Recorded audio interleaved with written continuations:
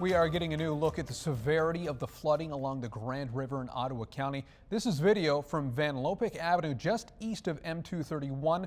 13 on your sides, Nate Bell joins us now live from Robinson Township. Nate, what are emergency responders telling you about everything right now? Well, Nick, that video that you were seeing of Van Lopik Road, we're actually just about a block over from there right now, seeing the same thing here. Check this out.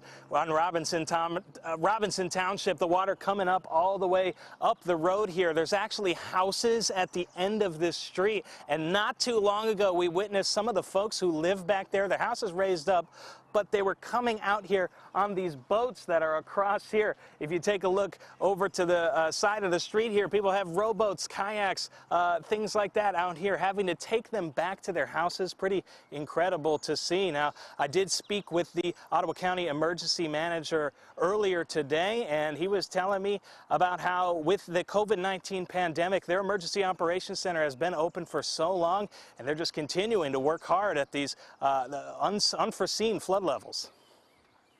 We've had our EOC operational for like 80 straight days, staffed 12 hours a day, 7 days a week.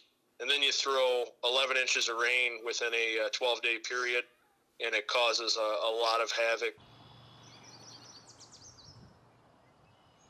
Just flooding all the way across the state, including right here in Ottawa County. Now, we did also speak not too long ago with a gentleman who keeps his boat out here, and he's pretty upset not able to put the boat in the water for Memorial Day. We're going to talk a little bit more with him, and we'll have his sound from him coming up at 11, so stick around for that. But for right now, I'm Nate Bell in Ottawa County, 13 on your side.